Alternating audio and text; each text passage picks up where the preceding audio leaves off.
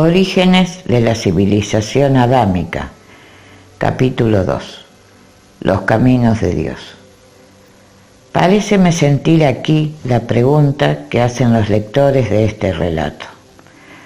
¿Por qué el espíritu de Gaudes, que tan solícito estaba de causar la felicidad de aquellos seres, no les impulsaba a buscar reunirse nuevamente en la vida física?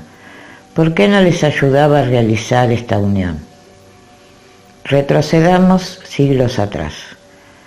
Cuando la magna y grandiosa civilización tolteca degeneró hasta el envilecimiento más degradante y brutal, las grandes inteligencias auxiliares del Mesías de la Tierra utilizaron las fuerzas dinámicas que operan en la desintegración de globos en decrepitud para producir corrientes astrales y atmosféricas que, afectando mayormente al continente Atlante, lo hundieron en un tercio bajo las aguas con gran parte de la inicua y malvada humanidad que lo habitaba. La terrible catástrofe despertó a la mayoría de los sobrevivientes que se congregaron en torno de una dinastía real, que, apartada hacia el norte del continente por una cadena de montañas, habían contribuido para que aquellos monarcas y sus pueblos mantuvieran más vivos los principios de justicia y equidad que hicieron la grandeza de los toltecas en sus épocas de gloria y esplendor. En un vástago de dicha dinastía encarnó el Mesías de la humanidad y fue Anfión, el Rey Santo, como le llamaron, quien encendió de nuevo el fuego sagrado del amor próximo a extinguirse sobre la tierra. También en los países costaneros del Mar Grande y en la cuenca del Ponto, la vigorosa civilización sumeriana terminaba su cometido, siendo reemplazada por ramificaciones atrasadas y muy primitivas de las razas lemurianas que antes habían dominado el sudeste asiático. La grandiosa irradiación del espíritu de luz se extendió nuevamente hacia distintas regiones del planeta en forma de resurgimientos ideológicos, principios de equidad y resplandores de libertad, de igualdad y de fraternidad humanas, que brotaban como plantas exóticas regadas y fecundadas con sangre de miles de mártires. La inmolación y el sacrificio sellaron siempre las grandes causas justas y nobles sustentadas por las minorías idealistas frente a frente de la turba adulta inconsciente y aletargada. 4 milenios después, la ola de la perversidad humana lo cubría todo, y de la hermosa y pura civilización anfionina no quedaban ya sino vestigios en una ciudad de las menos populosas de aquel continente, ya desaparecido en 2/3 partes. Y allí bajó otra vez el Mesías, el divino ruiseñor del amor eterno, y Antulio, el filósofo, encendió otra vez el fuego sagrado que la ignorancia y atraso de los hombres luchaba por apagar. Y cuando una misma catástrofe, 3 veces repetida, borró de la faz de la tierra todo aquel continente, otras nuevas civilizaciones, ya de siglos elaboradas en otros continentes, esperaban el soplo vivificador de las grandes inteligencias transmisoras de la luz divina y del amor infinito.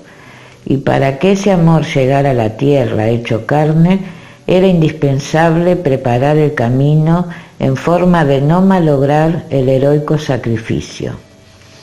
Las inteligencias auxiliares del gran enviado debían ocuparse en escoger no solo el país y el sitio en que había de nacer, sino también la raza, la familia, los seres que le habían de dar su carne y su sangre, juntamente con un ambiente de amplísima libertad para fundar de nuevo su escuela de perfección humana.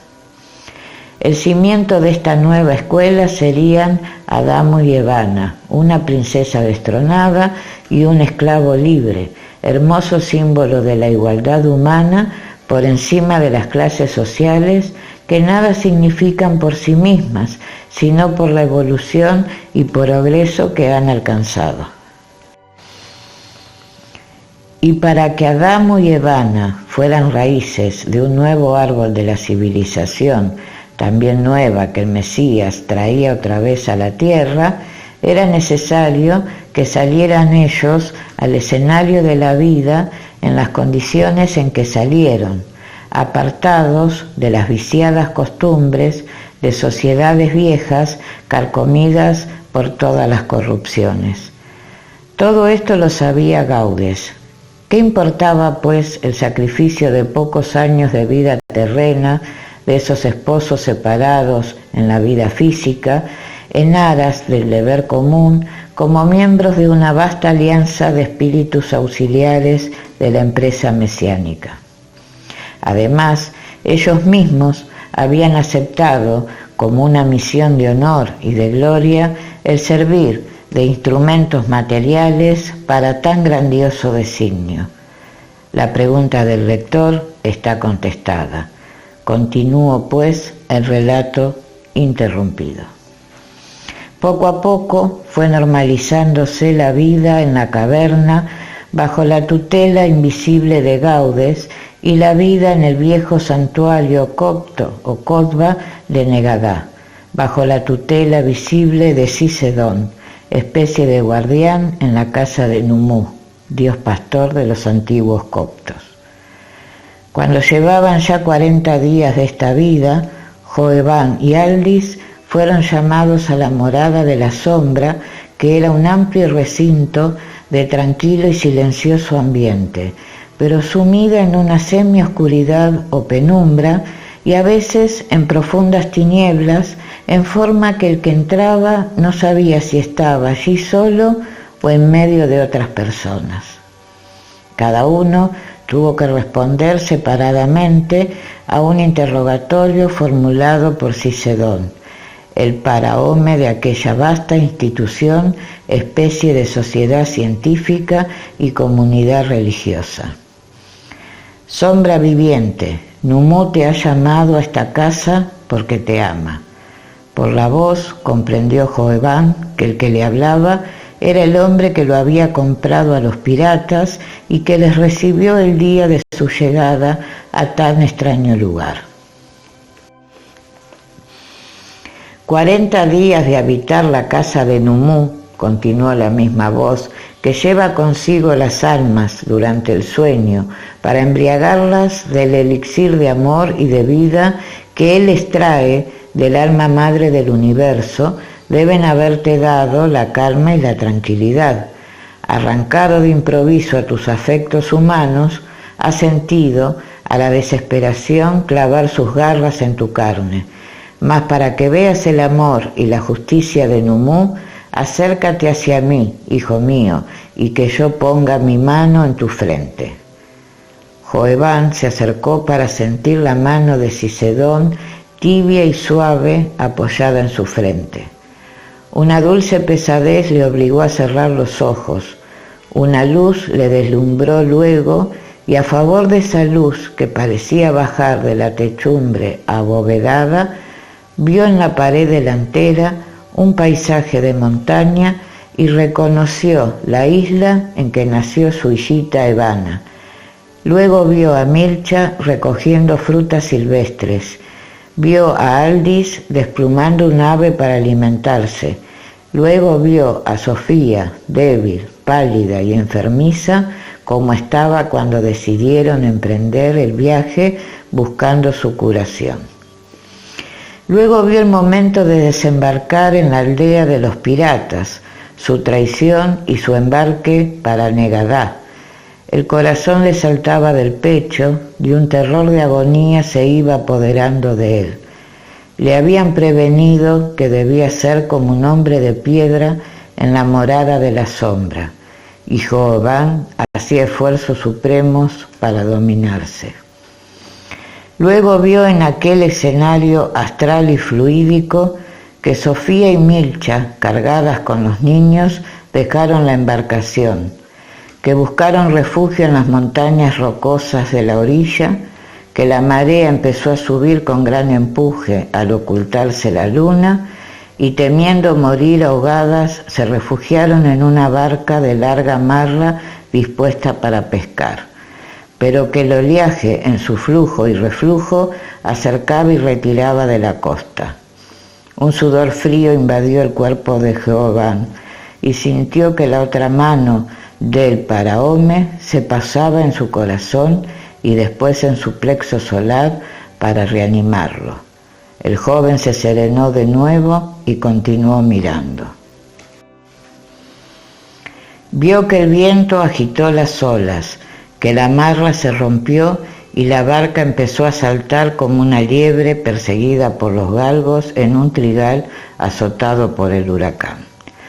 Terrible momento para Joebán, hasta que vio serenarse el mar y a la barca náufraga besar la costa umbrosa del país de Etea, y a las dos mujeres con sus hijitos en la caverna, con el fuego llameante, a Sofía recostado entre pieles en la alcoba de la caverna, con los niños dormidos sobre sus rodillas, mientras Milcha le servía vino caliente y frutas secas. Vio más aún a la reno Madina junto a ellas, y que Milcha la ordeñaba y bebían su leche espumosa y calentita, ella y los niños. Un sollozo comprimido se escapó débilmente del pecho de Jehová, y dos gruesas lágrimas rodaron de sus ojos, y fueron a humedecer la mano del Paraome, apoyada todavía en su plexo solar para reanimarle. Y oyó de nuevo su voz que le decía: Numú te permite ver lo que él ha realizado por ti y por aquellos que amas. Ahora verás lo que hubiera ocurrido por lógica consecuencia de los hechos si Numú no hubiese cuidado tanto de ti y de los tuyos. Mira nuevamente. La visión plásmica continuaba diseñándose como bajo la creación mágica de un pincel encantado. Vio en el momento de su desembarco en la aldea de los piratas salir el caudillo que los tomó prisioneros a todos juntos, que prendado de la delicada belleza de Sofía, la tomó brutalmente y la ultrajó en su misma presencia como un hombre bestia dominado por la lujuria, que con Milcha hizo lo mismo y que tomando a los niños por los pies los estrelló contra las rocas de la orilla, y después entregaba a las dos mujeres a la lubricidad de sus bárbaros esbirros, mientras él y Aldis, encadenados, contemplaban el espantoso sacrificio de sus esposas. La visión desapareció y la oscuridad más completa reinó de nuevo en aquel misterioso recinto. ¿Has comprendido el amor de Numú?, preguntó la dulce voz del Paraome. Sí, Paraome, he comprendido, contestó la voz nerviosa de Jehová, ahogado por la emoción. ¿Le amas y le bendices? Sí, Paraome, le amo y le bendigo desde el fondo de mi corazón. ¿Te resignas ahora a tu nueva vida? Un hondo silencio, un sollozo, unas rodillas que chocan sobre las losas del pavimento y una voz dolorida y temblorosa que dice como un eco repetido bajo aquellas bóvedas inundadas de sombras: Paraome, si tienes corazón y eres un hombre como yo, devuélveme a mi esposa y a mi hija. Sintió que su cuerpo parecía subir en una serena y suave ascensión. Una luz de amanecer le inundó y vio a Sofía con su hijita en brazos, que entregándosela le decía: acudimos a tu llamado, Jehová, porque nuestro amor es como los rayos del sol que no mueren y como las estrellas que se miran eternamente en el mar. No sufras más y espérame que pronto nos reuniremos para no separarnos más. Y el joven se despertó. Cuando volvió al mundo físico, se encontró con la cabeza apoyada sobre las rodillas de Paraome, entre cuyas manos estaban las suyas, heladas y temblorosas. ¿Cómo te llamas, sombra viviente?, preguntó la misma voz que le hablara desde el principio. Joeban, hijo de Suadín del país de Otlana, contestó el joven. Un gemido doloroso, como una queja de moribundo, resonó de un rincón de aquella vasta sala. Un cuerpo pareció caer en las tinieblas y algo como remembranza de tragedia lejana flotó por aquel ambiente de silencioso recogimiento.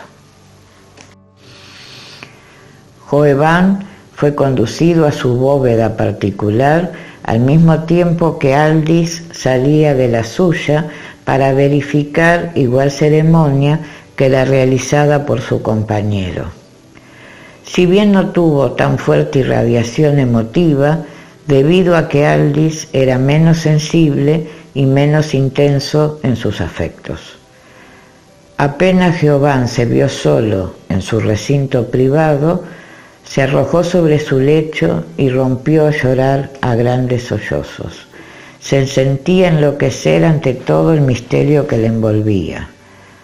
Su vida de guerrero, acostumbrado al éxito, al triunfo y a la gloria, no le había dado tiempo para preocuparse de asuntos suprafísicos, entre los cuales se veía ahora sumergido a tal punto que llegaba a dudar si era hombre vivo en la materia o si había pasado al reino de las almas errantes.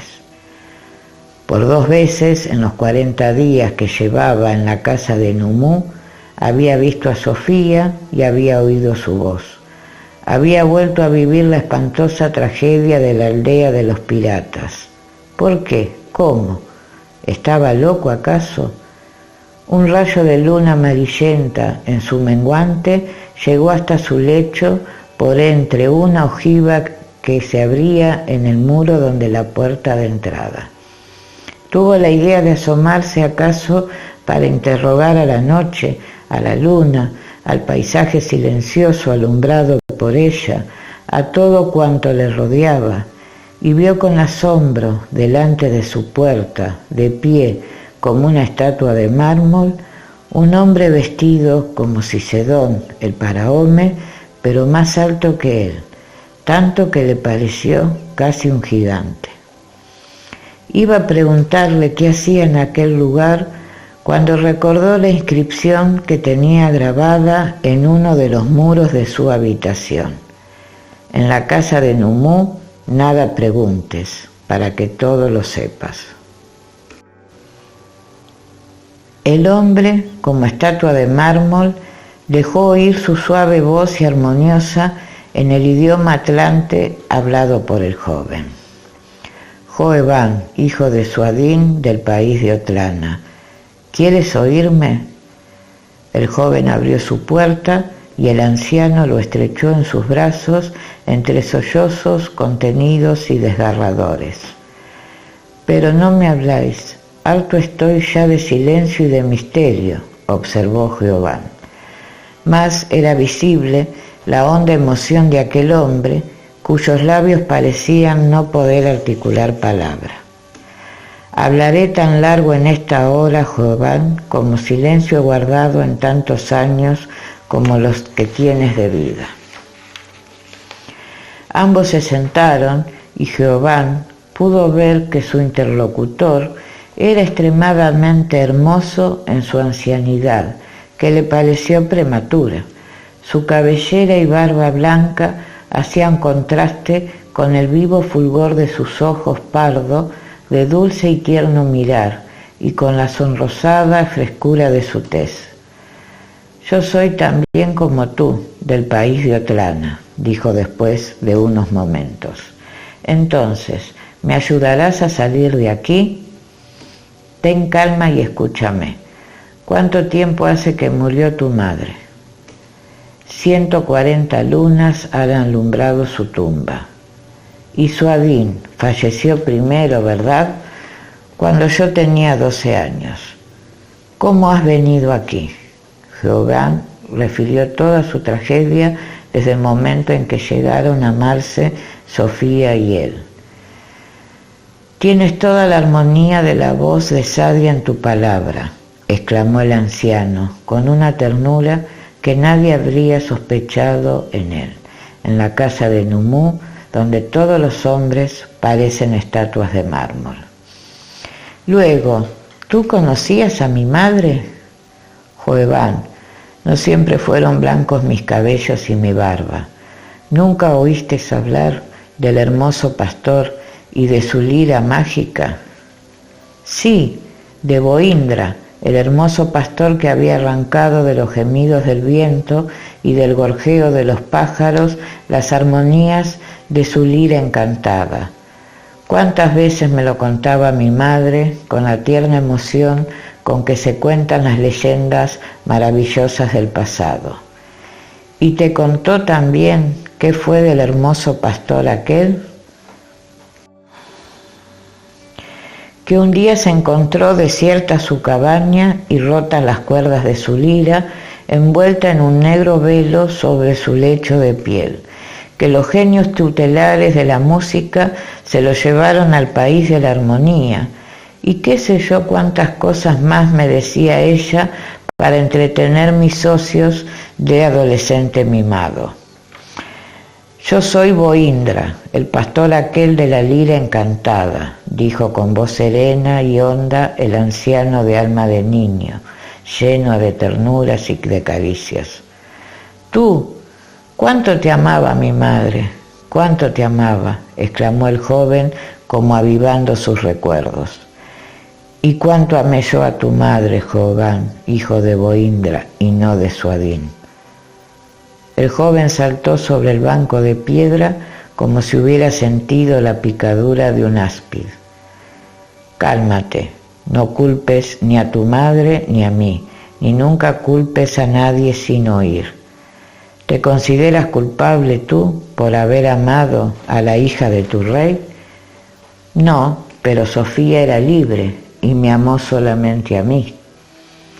Y si Sofía, después de desposada secretamente contigo, su padre, sin oír razones de ninguna especie, la hubiera entregado a otro en matrimonio y a ti te hubiese condenado a cadena perpetua o a una muerte espantosa, preguntó el anciano con la voz que temblaba por el viejo dolor renovado con el recuerdo. ¿Cómo?, exclamó aterrado Joeván. Madre, pobre madre, se llevó a la tumba su tragedia sin que jamás me revelara su secreto. Y Boindra continuó desmenuzando las flores secas de su doloroso pasado. Su padre era hermano de un príncipe tributario del rey de Otlana, y como su hija era muy hermosa, soñaba con casarla con algún príncipe o con algún alto jefe de los ejércitos del soberano, y así fue que la casó con Suadín, famoso guerrero conceptuado como uno de los más valientes hombres de los ejércitos de Noepastro. Su padre la amenazó de muerte si revelaba el secreto de sus amores con el pastor, al cual buscaba para enterrarlo vivo en el fondo de una caverna, ya que no podía darle muerte, porque el derramar sangre al celebrar un matrimonio es atraer desgracia a toda la familia, como sabes bien que es la vieja tradición del país. Avisado a tiempo de la desgracia que me amenazaba, huí a las montañas de la costa del mar, e incapaz de permanecer cerca de tu madre y verla en poder de otro hombre, salí del país en el primer barco que se hizo a la vela para estas regiones. Perdido el amor de Sadia, no me interesaba la vida entre la sociedad de los hombres, y yo mismo busqué la muerte de mi pasado entre las sombras vivientes de la casa de Numú, donde hay libertad para vivir la vida del recuerdo y donde se aprende también a vivir otra vida más intensa que la mayoría de los hombres desconocen y que es tan real o más todavía que la miserable y mezquina de la vida carnal. Lo que has visto esta noche en la morada de la sombra, lo vi yo al llegar a este lugar pocos días después de tu nacimiento. Vi con la desesperación que puedes suponer que Suadín rechazó duramente a Sadia cuando ella le reveló que estaba casada con el pastor y que su padre la obligó a desposarse con él.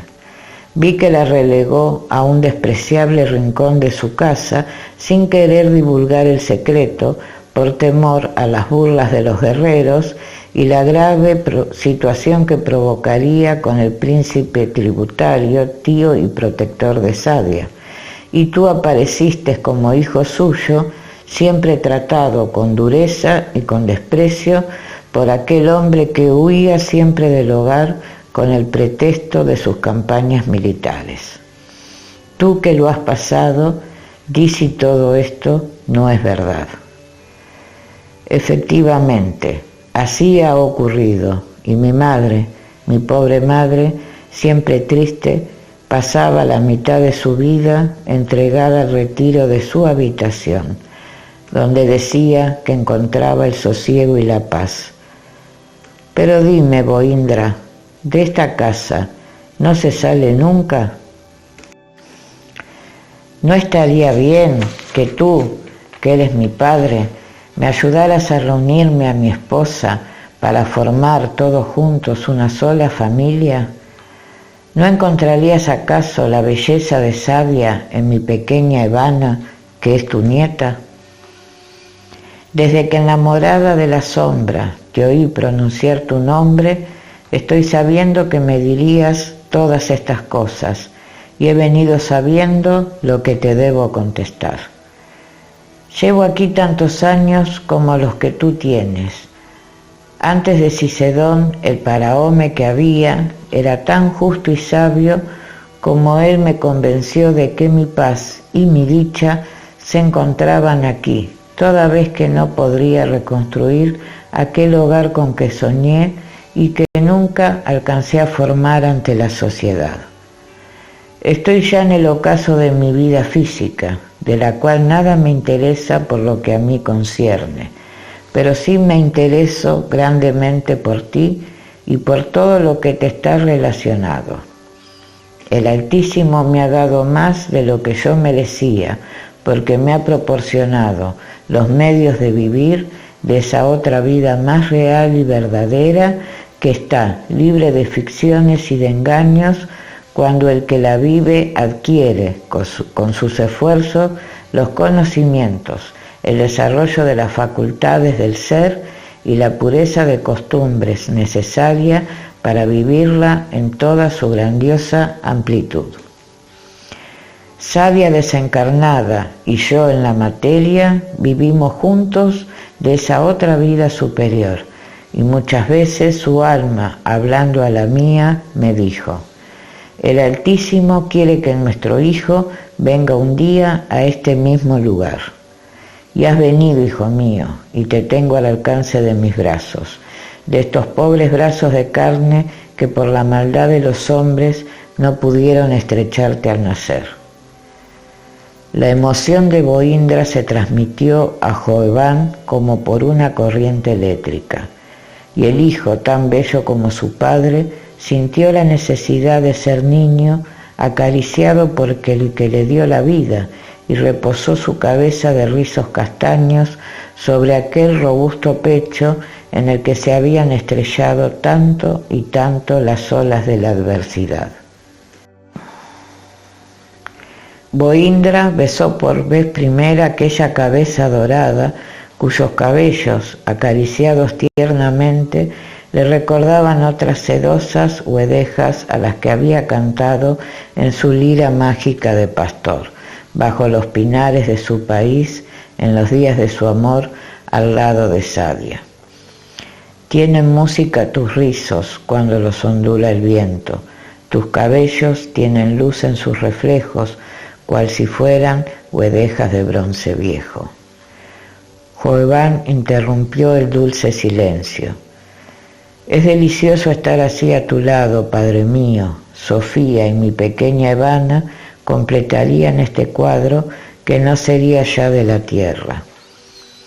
Esperan el amor infinito del Altísimo para todos los seres que no traspasan su ley, y cree firmemente que tendrás más de lo que deseas y de lo que mereces.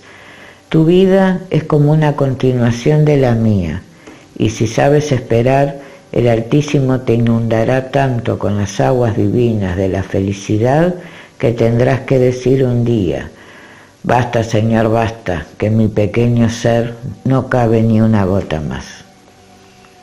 Cada 10 días serás llamado a la morada de la sombra, que es donde el Altísimo derrama sus aguas divinas de esperanza y de amor sobre las almas. Por mi parte, yo te visitaré todas las noches que no sea destinado a trabajos especiales, para abreviar con mis instrucciones el tiempo de prueba a que he sometido todo el que aquí llega. Si pasadas 20 lunas no quieres permanecer más aquí, la casa de Numú te abre sus puertas y te orienta hacia donde quieres encaminar tu vida. No pienses que esta casa es una compra y venta de esclavos, sino un puerto salvador para las víctimas de la ambición de los piratas y de las persecuciones de los fuertes en contra de los débiles.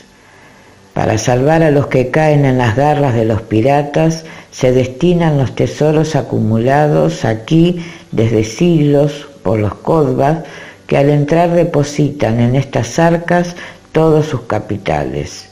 Y como hay en estas bóvedas reyes destronados, príncipes perseguidos, reos condenados a muerte, hay también piratas y criminales que vendieron esclavos a esta misma casa y que fueron tocados por el agua divina del arrepentimiento y quisieran lavar con ellas sus extravíos y sus errores. La primera ley para un paraome de la casa de Numú es comprar a cualquier precio las víctimas de la piratería tan horriblemente aumentada año tras año, con la emigración constante provocada por la invasión de los mares sobre los continentes. ¿Y si estas víctimas son mujeres?, preguntó Jehová. Oh, muy pocas llegan hasta aquí, respondió con doloroso acento Boindra, porque casi todas mueren a consecuencia de la brutal sensualidad de los piratas, y buscando de remediar tamaño mal, nuestro paraome paga sumas fabulosas por las esclavas mujeres cuando son traídas sin haberles hecho daño alguno, ni siquiera en uno de sus cabellos. Y hay en esta misma ciudad otra casa de Numú, igual que esta, donde una parafeme, mujer faro, les enseña a vivir de esa otra vida superior, desconocida de los hombres si ellas quieren, o las devuelve a sus países y a sus hogares si es posible realizarlo. Según esto que me decís, debe haber centenares de hombres en esta casa. Actualmente somos 780, sin contar con los postulantes, que son los que en iguales condiciones que tú aún no han decidido permanecer aquí para toda su vida. Pero esta vida no es de hombres, decía Jehová, sin amor, sin ambiciones, sin esperanzas, sin deseos. No lo dirás así dentro de poco, hijo mío, y si no, dime, ¿cuándo tienes a tu alcance una ánfora de agua cristalina que emana sin cesar para ti y dentro de ti mismo? ¿Deseas agua de fuentes donde todos beben, hombres y bestias? ¿Desea luz rojiza y temblorosa de hachones que apaga el viento, el que tiene dentro de sí la claridad de un sol o de muchos soles, cuya luz amplía hasta lo infinito los inconmensurables horizontes dejados atrás, a muchos siglos, y los que dentro de otros tantos siglos llegarán?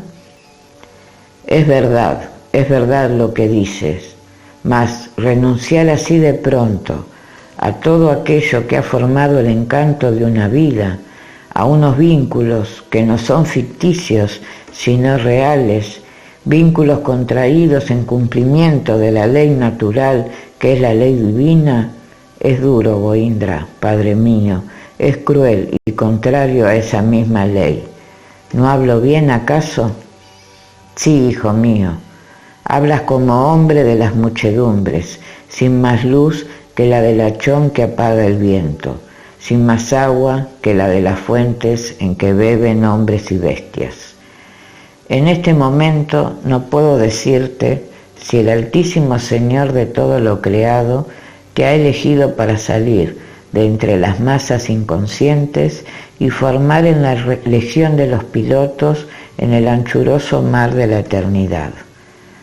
Cuando de aquí a 10 días seas llamado nuevamente a la morada de la sombra, tú y no yo, será quien diga si tu ruta está fuera de esta casa o dentro de ella. Mientras tanto, entrégate al amor puro de tu esposa y de tu hijita, que si junto a ellas está marcado tu camino, junto a ella irás tarde o temprano. En tal seguridad, espera, y los mismos acontecimientos te irán marcando el camino. ¿Dudas acaso del amor y de la justicia de Dios? Aprende a ser señor de tu mundo afectivo y pasional, y entonces te verás coronado de amor más intenso y perdurable de cuanto habías soñado. Sofía y tu hijita Evana serán para siempre posesión eterna tuya, y no en la efímera forma mezquina y grosera que conoces, sino algo así como tuyo es la luz de la luna que besa tu frente, y el perfume de las flores que te embriaga, y el gorjeo de los pájaros al amanecer, y los copos de nieve que recoges de la montaña, y las blancas espumas de mar que acarician tus pies cuando vagas por la ribera. ¿Pueden acaso los hombres disputarte nada de eso? ¿Pueden destruirlo o extinguirlo para ti? Medita esta mañana el significado de las leyendas que se van poniendo día a día en los muros de esta bóveda. Déjate llevar por Numú hacia la puerta de oro de la felicidad verdadera. Si confías en el amor y la justicia del Altísimo, Él te colmará de tesoros que aún no has llegado a imaginar que existen. Están escritas en el alma infinita tus zozobras y tus angustias, tus afectos y tus deseos. Descansa en Él que lo sabe y lo ve todo. Numú es tu pastor y tú eres su corderillo. Descansa pues en tu pastor, que solo Él sabe qué pastos y qué aguas necesita, y te las dará. ¿Seguirás mis consejos, hijo mío? Y Sofía y Evana, Padre mío, clamó en un hondo sollozo Joeván, abrazándose de su padre, como para vencer aquella serena calma de montaña, que no se conmueve ni por las furias del huracán, ni por el empuje de las olas. El anciano, por toda respuesta, colocó la mano sobre la cabeza de su hijo apoyada en su hombro, y al cabo de pocos momentos se quedó profundamente dormido. Lo recostó con tierna solicitud en el lecho de pieles, lo envolvió en suaves efluvios magnéticos, y cuando le vio entrar en un sueño sereno, puesto de pie y extendiendo sus manos sobre él, dijo en voz queda pero firme: almas errantes, soplo fecundo de Dios, llevad esta alma doliente hacia el mundo del amor y de la luz. El sueño de Jehová se hizo tan profundo que casi no se sentía ni aún su respiración. Una frescura de brisa primaveral inundó la habitación como si se hubiese llenado de suavísimas vibraciones de amor. Ya están aquí, dijo en voz de susurro Goindra, y con suavidad de fantasma, al lado, besó la frente del hijo dormido y se alejó.